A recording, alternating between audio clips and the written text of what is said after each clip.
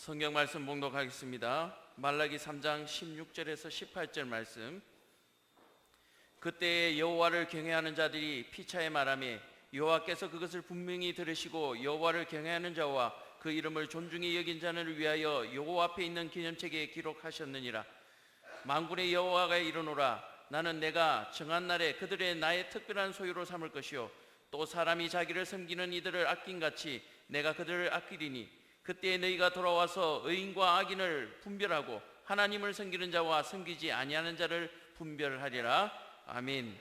하나님의 특별한 소유라는 제목으로 말씀 전가하실 때 은혜 시간 되시기 바랍니다. 말라기 3장 16절로 18절 하나님의 특별한 소유, 그런 제목으로 말씀을 나누기를 원합니다. 오늘 말씀 속에 17절에 보니까 만군의 여호와가 이르노라. 나는 내가 정한 날에 그들을 나의 특별한 소유로 삼을 것이요 또 사람이 자기를 섬기는 아들을 아낀같이 내가 그들을 아끼리니 하는 말씀이 있어요. 우리 예수 믿고 나서 구원받고 나면은 특별한 신분으로 우리가 변하죠. 선택받은 하나님의 족속으로 변합니다. 하나님의 자녀로 변하죠. 왕같은 제사장, 거룩한 나라, 주님의 소유다. 이 거룩한 자부심이 우리 가슴에 늘 있기를 바랍니다. 그런데 오늘 말라기에는 한 번 더 강조하는 말씀이 나오는데 주님의 소유인데 하나님의 특별한 소유다. 특별하다고 하는 의미를 부여합니다. 여러분, 특별하다고 하는 것은 굉장한 거죠. 평범한 것이 아니라 특별한 소유다. 그렇습니다. 구원받은 성도는 하나님의 특별한 사랑받는 주의 자녀, 주의 백성인 줄 믿으시기를 바랍니다. 하나님은 분명히 나의 특별한 소유를 삼을 것이요. 제가 설교했지만은 어느 물건이 누구의 소유냐에 따라서 가치가 다르게 평가되고 그 주인의 보호를 받고 관리하에 있고 감독하에 있고 사랑을 받는다는 의미입니다. 그런데 성경은 오늘 우리를 향하여서 하나님이 너는 내 것이라고 하시면서 특별한 소유다. 이 특별한 소유라는 말은 뭐예요? 원래 본문의 뜻을 보니까 세쿨라라고 되어 있는데 보석 같은 존재. 여러분, 세상에서 보석보다 더 소중한 존재 있겠어요? 하나님 우리를 보실 때 소중하게 여기시는데 보석 같은 존재로 여기신다. 왕의 보물 같은 존재로 여기신다. 정말 없어서는 안 될 너무 소중한 존재로 우리를 지금도 관리하시고 보호하시는 줄 믿으시기를 바랍니다. 왕의 보물, 보석 같은 존재. 우리가 세상에 살면서 이러한 거룩한 자부심이 늘 있어져야 돼요. 우리 자신에 대해서 보잘것없는 형편없는 그런 존재가 아니라 나는 누구인가? 예수님의 핏값으로 사신 내 안에 성령님이 계시는 성령의 전으로 내가 혼자가 아니라 하나님께서 나를 보호하시고 지켜주는데 구별되고 소중한 존재. 세상의 그 어떤 것으로도 계산할 수 없고 환산할 수 없는 최고의 가치, 값어치가 나가는 우리들의 모습들, 하나님이 보실 때는 우리 한 사람 한 사람이 너무나 소중한 줄 믿으시기를 바랍니다. 저 길가에 벌어져 있는 들풀처럼 그렇게 그냥 밟히는 것이 아니에요. 하나님은 오늘 우리를 향하여서 너는 내 것이다. 특별한 소유다. 보석 같은 존재다. 없어서는 안 된다. 이 땅에 꼭 존재해야 된다. 너는 나의 사랑의 대상자다. 오늘 주님이 여러분들을 향해서 이렇게 말씀하시는 줄 믿으시기를 바랍니다. 나의 가치 얼마나 됩니까? 다시 말씀을 드립니다마는 한번 따라서 합시다. 나는 예수님 짤입니다. 고백하시기를 바랍니다. 나는 예수님 짤이, 예수님의 생명이 내 안에 있어요. 예수님 때문에 내가 새로 거듭난 생명, 구원받은 생명이 된 줄 믿으시기를 바랍니다. 예수님께서 십자가에서 보배 피를 흘려주셔서 나를 사주셨어요.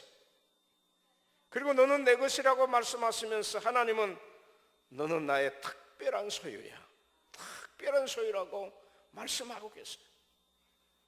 우리 하나님의 특별한 소유가 되었기 때문에 세상의 그 무엇으로도 바꿀 수 없고 계산할 수도 없는 예수님 자리가 됐다고 한 그 사실, 오늘 말씀은 우리에게 우리가 하나님의 특별한 소유가 되는 그 순간부터 내 이름이 하나님의 생명책에 기록되어 있다고 하는 사실. 오늘 말씀은 여호와를 경외하는 자와 그의 이름을 존중히 여기는 자를 위하여 여호와 앞에 있는 기념책에 기록하셨느니라. 여호와 앞에 있는 기념책, 생명책입니다. 이 생명책에 기록된 이름은 흐려지지도 않습니다. 지워지지도 않습니다. 없어지지도 않습니다. 너무 소중한 이름입니다. 구원받은 성도의 이름은 하나님 나라의 생명책에 기록이 되어 있습니다. 영원히 유효한 줄 믿으시기를 바랍니다. 누굽니까? 여호와를 경외하는 자 그랬어요. 여호와를 경외하는 자, 그의 이름을 존중히 여기는 사람. 여호와를 경외하는 자라는 말은 하나님을 섬기는 사람이고 하나님께 충성을 다하는 사람이고 하나님을 사랑하는 사람이고 하나님을 예배하는 사람이고, 그의 이름을 존중히 여기는 사람은 세상의 그 어떤 것보다도 재물이나 명예나 은금보다도 하나님을 더 사랑하고 더 섬기는 데 앞장서는 사람. 하나님을 경외하는 자의 특징이 나와요.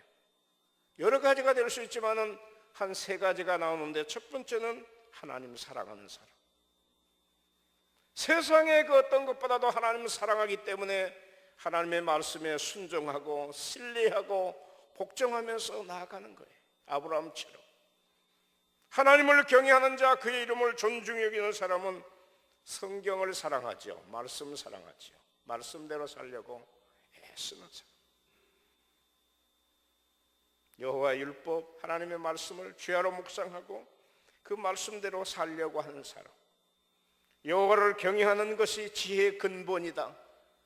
말씀을 사랑하면서 말씀대로 살려고 애쓰기 때문에 우리가 말씀대로 사는 것이 때로는 힘들 때가 있지만은, 또 다 지키지 못할 때도 있지만은, 그러나 최선을 다해서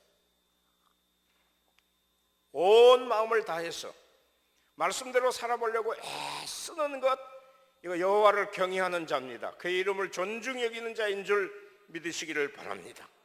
하나님을 경외하는 사람은 교회 사랑합니다. 교회를 사랑하기 때문에 예배하는 거예요. 첫 번째도 교회, 두 번째도 교회. 우리의 삶의 전체 하나님의 교회는 영혼의 안식처일 뿐 아니라 우리의 삶에 너무 중요한 곳. 그래서 이 세 가지가 우리 삶 속에서 나타나는 거예요. 이런 여호와를 경외하고 그의 이름을 존중히 여기는 자는 여호와 앞에 있는 기념책에 기록하였느니라. 여러분, 우리가 얼마나 행복한 사람입니까? 예수님은 오늘 우리를 향하여서 똑같이 말씀합니다.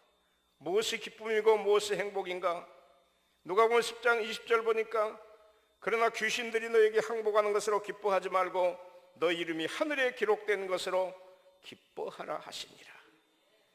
내 이름이 하늘나라의 생명책에, 여호와 앞에 있는 기념책에 기록되어 있는 것 그 자체가, 그것이 행복이고 기쁨이 되느니라. 내가 천국 백성이 된 것보다 더 큰 기쁨과 행복이 어디 있어요? 구원받아 하나님의 자녀가 된 구원의 축복은 영원한 축복입니다. 그래서 여호와 앞에 기록된 그 기념책에 내 이름이 기록되는 그 순간 우리의 이름은 지워지지도 않고 흐려지지도 않고 빼앗기질 않아요. 세상 종교에서는 자기 행위에 따라서 미래가 결정될 수도 있지만 우리는 그렇지 않아요. 내가 예수를 믿는 그 순간, 하나님의 자녀가 되는 그 순간, 내가 세례를 받는 그 순간 내 이름이 하늘의 생명책에 기록이 되어 있는데 그 순간 흐려지지를 않아요. 그 순간 없어지지를 않아요. 때로는 우리가 순간 잘못했을 때 실수하고 죄를 지었다 할지라도 주님을 부인하지 않는 한 우리의 구원은 빼앗기지 않는 줄 믿으시기를 바랍니다. 신앙생활을 열심히 했기 때문에 천국 갈 수 있고가 아니라, 여러분, 우리 안에 성령님이 계시고 하나님이 우리를 선택해서 부르셔서 너는 내 것이라고 성별시켰기 때문에 세상의 그 어떤 것보다도 내가 내 이름이 하늘의 생명책에 기록된 것을 기뻐해라. 요한계시록 20장 15절에는 누구든지 생명책에 기록되지 못한 자는 불못에 들어간다. 세상의 권력, 물질, 부귀영화, 백그라운드 이거 아무 소용없어. 예수 믿고 내 이름이 생명책에 기록되었을 때 하늘나라에 들어갈 수 있는 거지. 여러분, 절대적으로 하늘나라는 암표가 없습니다. 여러분, 그냥 적당해가지고 암표 가지고 들어가는 곳이라고 생각하지 마세요. 천국은 암표가 없어요. 비밀표가 없어요. 분명히 그 이름이 기록된 자만이 들어갈 수 있는 줄 믿으시기를 바랍니다. 이 구원의 기쁨이 우리 안에 있어져야 돼요. 하나님이 우리를 책임져 주시는 줄 믿으시기를 바랍니다. 영혼의 기쁨이 샘솟듯 솟아날 수 있는 우리의 마음 자세, 이것이 바로 여호와를 경외하는 자, 그의 이름을 존중히 여기는 자, 구원받은 기쁨, 직분자의 기쁨, 천국 백성이 되는 기쁨이 여러분 안에 늘 넘쳐날 수 있기를 주의 이름으로 축원합니다. 사실 우리가 주님의 특별 소유가 되고 난 다음부터는 얼마나 감사합니까? 그래서 어떤 목사님은 천국에 가면은 3번 놀라는 일이 있다고 했어요. 왜 놀라느냐? 첫 번째는 저런 사람도 천국 와 있는 것이 놀라운 거예요. 세상에 저 사람 예수 믿을 때 개떡같이 믿었는데, 형편없이 교회 다녔는데 그래도 저 사람이 와 있는 것이, 천국 와 있는 것이 놀라는 사실. 은혜인 줄 믿으시기를 바랍니다. 잘 믿고 똑똑하고 잘난 체해서 내가 뭘 업적을 많이 쌓아서 천국 간 것이 아니라 순전히 예수님의 은혜로 그게 천국 와 있어. 두 번째 놀라는 사실은 꼭 와야 될 사람이 아무리 봐도 없어요. 진짜로 저 사람 정도면은, 그 사람 정도는 천국 와 있어야 될 텐데 없어요. 위선, 거짓, 그 속에 예수님이 안 계세요. 자기 의로 신앙생활 했던 사람이에요. 그래서 놀라운 사실이에요. 그런데 세 번째 놀라는 것은, 따라서 합시다. 나 같은 죄인도 거기 와 있더라. 믿으시기 바랍니다. 나라고 하는 자신이 하나님 앞에 보잘것이 없고 허물투성이고 냄새난 죄인이었지만은 주님의 은혜로 내가 그 자리에 당당히 와 있으니 웬 은혜인가, 웬 사랑인가, 웬 축복인가, 거기서 감사할 수 있는 줄 믿으시기를 바랍니다. 여호와의 기념책에 기록된 그 이름, 하나님은 오늘 또 손바닥에 새겨 넣었다고 이사야서 49장 16절에 말씀. 내 이름이 주님의 손바닥에 새겨져 있다는 의미는 뭐예요? 우리가 표현적으로 하나님이 뭐 손이 있고 발이 있고 그게 아니에요. 손이라고 하는 것은 우리 일상 삶 속에서 가장 먼저 접할 수 있는 것이고 눈만 뜨면 볼 수 있는 것이에요. 그만큼 하나님께서는 우리를 사랑하시되 하나님의 특별 보호를 받을 수 있다는 거예요. 단 한 시간도, 단 1분 1초도 하나님은 우리의 이름을, 나를 하나님의 기억 속에서 잊혀지지 아니하고 잊지 아니하고 우리를 사랑하시는 줄 믿으시기를 바랍니다. 끊임없이 우리를 지켜주시는 줄 믿으시기를 바랍니다. 그런데 여호와 앞에 기념책, 하나님의 손바닥에 기록된 그 이름, 죄인의 이름은 기록될 수가 없어요. 죄인은 천국에 들어갈 수도 없어요.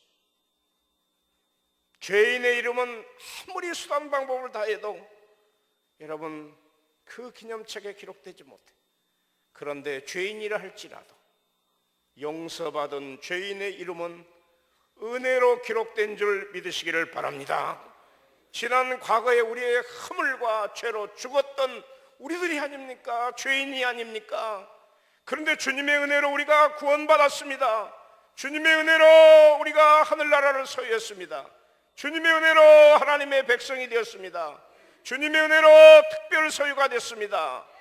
지금도 하나님은 끊임없이 내 이름을 하나님의 손바닥에 새겨놓고 내가 너를 보호하노라, 내가 너를 지켜주노라, 내가 너와 함께 하리라.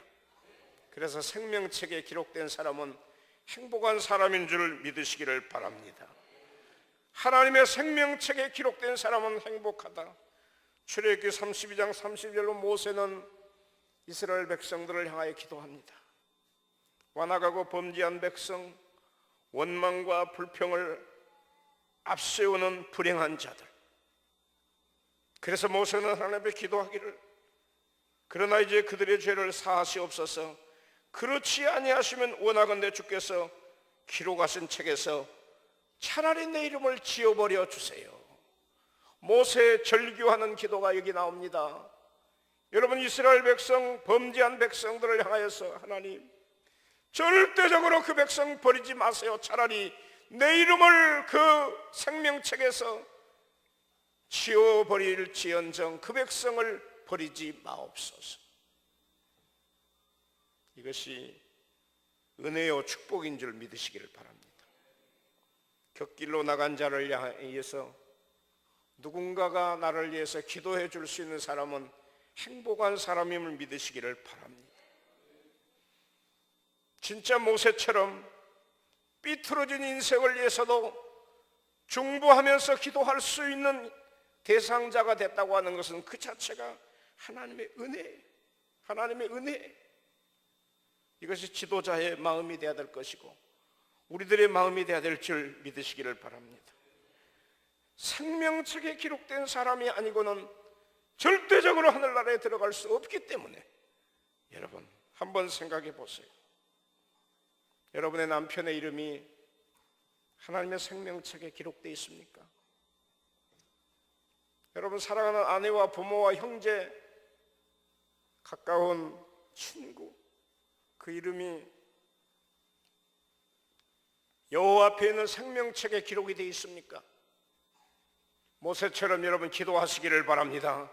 함께 구원받는 우리와 똑같은 특별 소유가 되기를 위해서 기도하시기를 주의 이름으로 축원합니다. 하나님의 특별한 소유가 되었을 때 우리는 특별한 보호, 특별한 사랑, 특별한 감독을 받을 수 있다고 말씀을 드렸어요. 오늘 말라기 3장 17절에는 만군의 여호와가 이르노라. 나는 내가 정한 날에 그들을 나의 특별한 소유로 삼을 것이요 또 사람이 자기를 섬기는 아들을 아낀같이 내가 그들을 아끼리니. 세상에 살면서 자식을 사랑하지 않는 부모가 누가 있어요? 부모는 자식을 위해서 죽을 수 있다고 얘기합니다.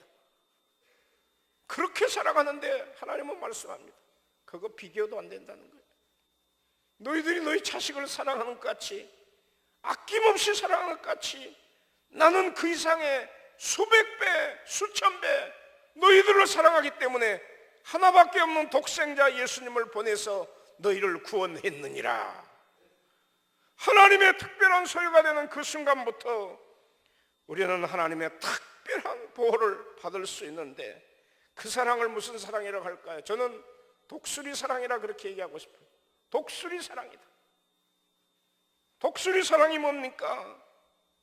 독수리는 하루아침에 저 하늘의 왕자, 하늘의 맹수, 왕자가 되지 않습니다.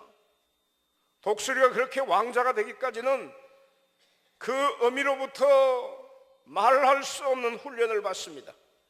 그래서 오늘 출애굽기 19장 4절 보니까 내가 애굽 사람에게 어떻게 행하였음과 내가 어떻게 독수리 날개로 너희를 넣어보고 내게로 인도하였음을 너희가 보았느니라. 신명기 32장 11절에도 마치 독수리가 자기의 보금자를 어지럽게 하며 자기의 새끼를 너풀거리며 그의 날개를 펴서 새끼를 받으며 그의 날개에 그것을 없는 것 같이 하였다 말씀이에요. 독수리는 알을 낳을 때도 그 절벽에 아무도 침범할 수 없는 낭떠러지 그 절벽에다가 알을 낳습니다. 유일하게 독수리는 알을 하나밖에 안 낳아요. 다른 모든 새와 달라서 딱 하나를 낳아요. 그래서 50일에서 한 52일쯤 되면은 부화를 합니다. 새끼로 부화를 해요. 그래서 차츰 날개가 돋기 시작하면은 독수리는 그냥 있질 않아요. 이 새끼가 날갯짓을 하기 시작하면은 뒤에서 엄마가 새끼를 밀쳐버려요. 그러면 떨어지면서 엄마 놔주고 그러면 떨어지면은요 한 500m 지점에서 떨치면은 떨어지면서 독수리 새끼가 무서워해요. 그러면 한 3m 되는 날갯짓을 하면서 엄마가 가서 다시 발톱으로 움켜쥐고 올라와서 또 떨어뜨려, 끊임없이 떨어뜨려요. 그러면 공포, 두려움이 다 사라집니다. 그래서 나중에는 당당하게 하늘을 주름 잡을 수 있는 이글이 되는 거예요. 이것이 바로 독수리의 훈련입니다. 하나님이 이스라엘 백성들을 400년 동안 노예 생활을 하며 광야 생활 40년을 하면서도 하나님은 왜 이스라엘 백성들을 그렇게 했을까? 사랑하기 때문에 훈련했어요. 사랑하기 때문에 훈련해서 최고의 하늘의 왕자를 만드는 줄 믿으시기를 바랍니다. 때로는 위험하고 절벽, 그야말로 힘들고 어려운 과정이지만은 독수리가 자기 새끼를 훈련한과 같이 하나님은 하나님의 백성들을 보호하시는 거예요. 잘못 알면은 독수리 새끼는 왜 엄마 나를 밀쳐요? 왜 나를 떨어뜨려요? 그러나 지나놓고 보니까 그래, 엄마가 나를 훈련하기 위해서 그렇겠구나. 여러분, 하나님의 자녀들에게도 예기치 않은 이런 어려운 일을 당할 때가 있습니다. 내가 원하든지 원하지 않든지 시험과 혼란과 고난이 있을 때가 있습니다. 절망하고 싶을 때가 있고 포기하고 싶을 때가 있습니다. 저는 이번 주간도 기도원에 있는데 유난히도 많은 성도들이 기도하면서 왜 나만 겪는 고난이냐고, 슬퍼하지 마세요. 절망하지 마세요. 고난의 뒤편에 있는 하나님의 손길을 바라보면서 감사하세요. 찬송을 참 많이 부르더라고요. 그렇습니다. 우리 예수 믿는 성도들 때로는 고난이 있고 혼란이 있고 시험이 있어요. 그리고 눈물이 나고 괴로울 때가 있어요. 외롭고 슬프고 정말 힘들 때가 있어요. 모든 것을 다 포기하고 싶을 때가 있어요. 그리고 때로는 하나님을 원망하고 싶을 때가 있어요. 왜 하나님 나에게 이런 시험을 주십니까? 왜 이런 환난을 당해야 됩니까? 내가 이렇게 왜 고난을 당해야 됩니까? 라고 하나님을 원망할 때가 있어요. 그런데 지나놓고 나면은 하나님은 그것이 훈련 과정이에요. 하나님의 사랑이에요. 하나님은 더 강한 하나님의 백성을 만들기 위한 훈련인 줄 믿으시기를 바랍니다. 눈동자와 같이 보호하신다고 약속하셨어요. 신명기 32장 10절을 보니까 여호와께서 그를 항무지에서 짐승이 부르짖는 광야에서 만나시고 호위하시며 보호하시며 자기의 눈동자와 같이 지키셨도다. 우리의 몸 중에서 심장도 소중하지만은 제일 가치는 우리의 머리 아닙니까? 머리. 이 헤드 속에서, 이 머리에서 모든 걸 조정을 해요. 머리 중에서도 우리의 눈이라고 하는 것이 얼마나 소중한지 몰라요. 그런데 그 눈 속에서 눈동자와 같이 보호하신다. 하나님이 우리를 보호하시되 눈동자와 같이 지키시고 주의 날개에 그늘 아래 감추신다고 시편 17편 8절에서 말씀해요. 그렇습니다. 황무지 같은 세상에서, 짐승이 부르짖는 광야 같은 세상에서 하나님께서는 호위하시고 보호하시고 지켜주시고 인도하시는 줄 믿으시기를 바랍니다. 때로는 그 길이 광야길 같고 그 길이 사막길 같고 황무지 같은 세상, 이것을 가리켜서 환난이라고 얘기합니다. 환난. 여러분, 환난이라고 하는 것은 예고 없이 찾아오는 불청객입니다. 그 누구도 환난을 생각하지 않아요. 환난이 찾아오면은 왜 나에게 이런 환난이 찾아왔을까? 예고 없는 고난, 예고 없는 시험, 예고 없는 시련, 예고 없는 역경, 예고 없는 눈물, 예고 없는 고통, 예고 없는 아픔, 예고 없는 실패, 예고 없는 배신, 예고 없는 괴로움, 예고 없는 사건, 예고 없는 사고, 예고 없는 질병, 예고 없는 죽음, 예고 없는 상실, 그에도 말할 수 없는 환난이 우리를 괴롭혀요. 그때 우리가 하나님 앞에 기도하는 것은 왜 나만 겪는 고난이냐고 원망하지 마세요. 고난의 뒤편에 있는 주님이 주실 축복 바라보면서 감사하세요. 그런데 쉽지 않아요. 쉽지 않아요. 그것은 결코 쉽지 않아요. 인생의 위기는 누구에게나 찾아올 수 있다고 하는 사실이, 여러분, 환난은 누구에게나 찾아옵니다.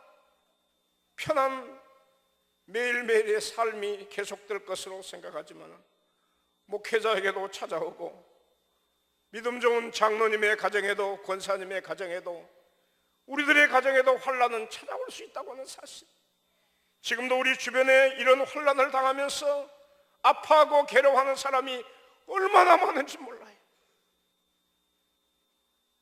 저는 기도원에 있으면서 어느 후배 목사가 문자가 왔어. 목사님, 교회에 있으면 한번 찾아뵙고 싶습니다. 그 후배 목사 괘씸했어요. 연락이 두절이 됐어요. 참 연락을 안 했어요. 그 사람 받은 사랑과 은혜가 있는데 한 번도 연락 안 하다가 뭘 만나려고 그래. 내가 시간이 없네 그랬더니 목사님 죄송합니다. 목사님께 부담을 드리지 않기 위해서 제가 미처 연락을 못했어요. 무슨 일인데 아내가, 사랑하는 아내가 유방암에 걸려가지고 전이가 돼서 수술을 2번 했다는 거예요. 그래서 목사님께 연락을 못하고 혼자 감당을 하는데 의사가 6개월에서 3개월 선고를 했습니다.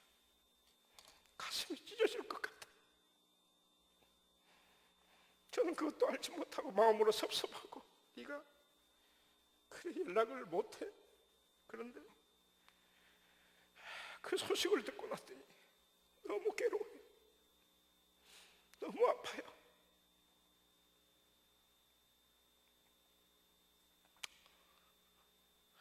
사랑하는 여러분, 우리 주변에는 어쩌면 이 자리에도 여러분 누구도 알지 못하는 이런 환난 속에서 괴로워하는, 눈물 짓는 그런 성도들이 있습니다.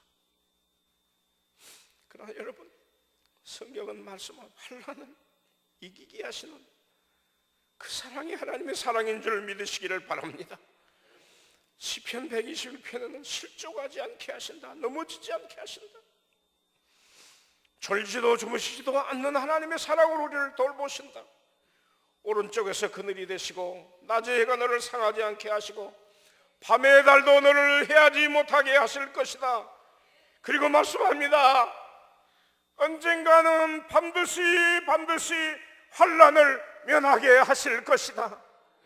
언젠가는 환난을 지나가게 하실 것이다. 너의 영혼을 지금부터 영혼까지 시공간을 초월해서 출입을 지켜주실 것이다.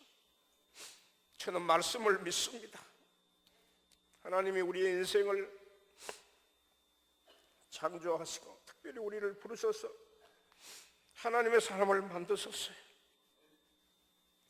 그렇다면 하나님께서 반드시 지금은 과정이 힘들고 어려워도 눈물이 나고 괴롭고 힘들어도 반드시 결과는 하나님이 책임지실 줄 믿으시기를 바랍니다.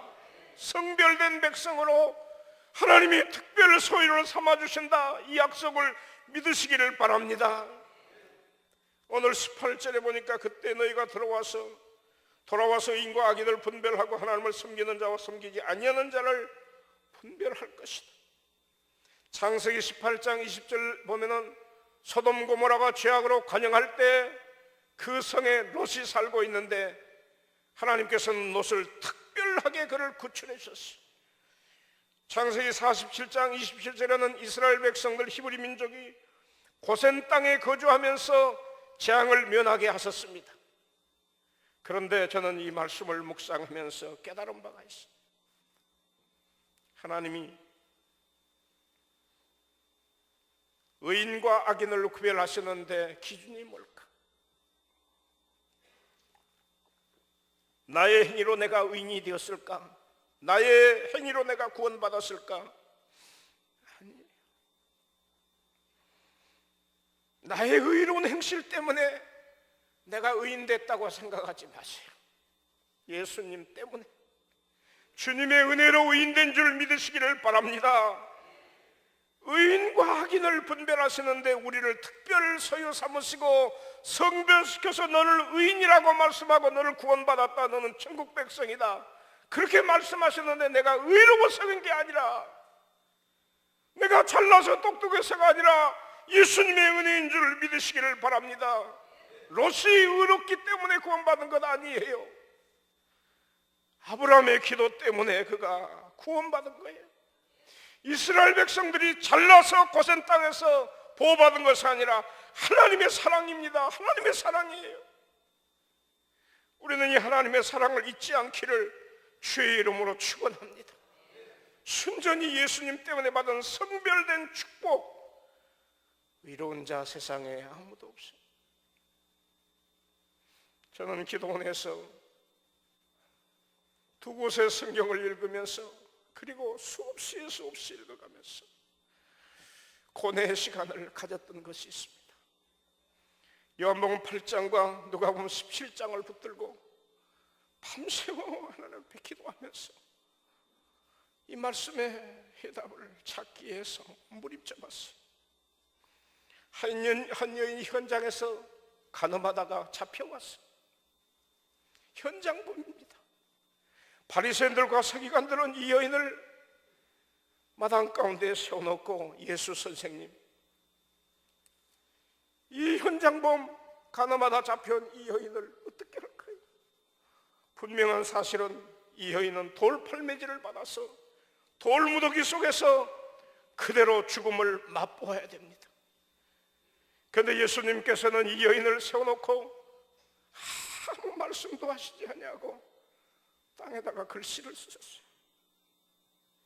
그리고 두 번째 다시 쓰십니다. 그리고 그 글씨의 내용을 보니까 너희 중에 죄 없는 자가 먼저 돌로 쳐라.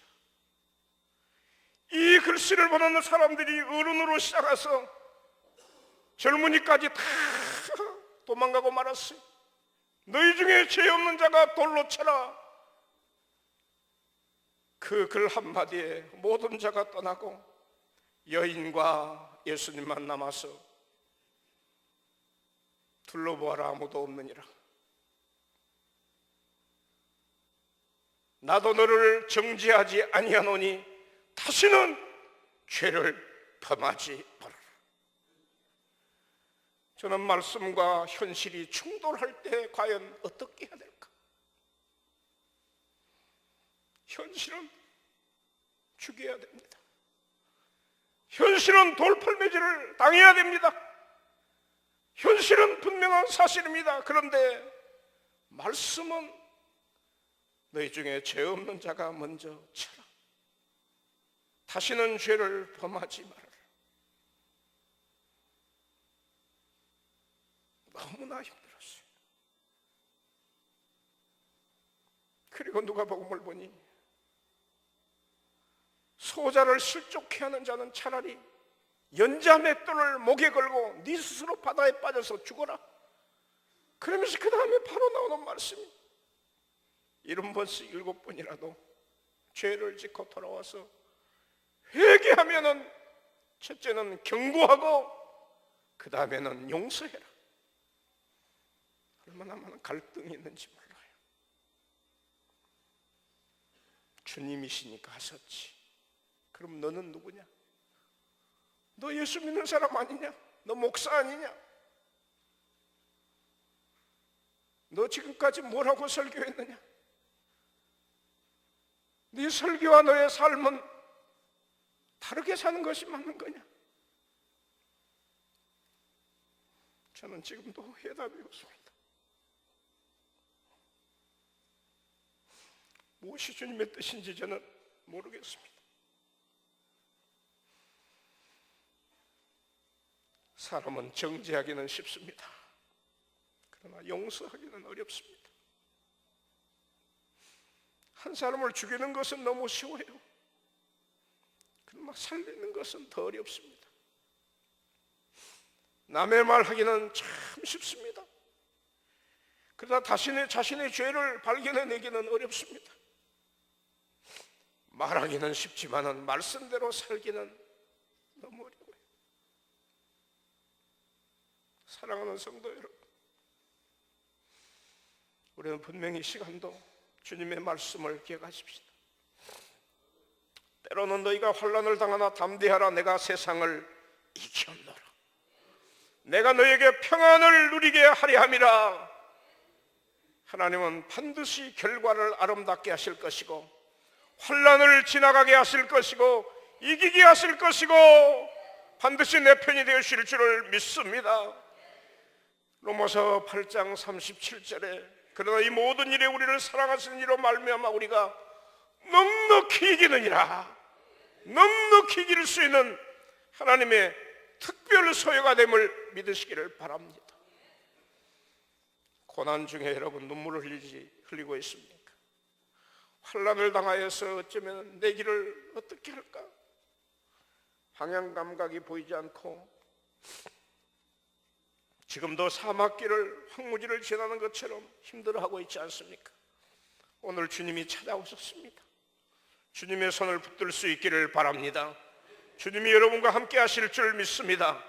그리고 반드시 나와 함께 하셔서 세상을 이겼다. 너희도 이길 수 있느니라.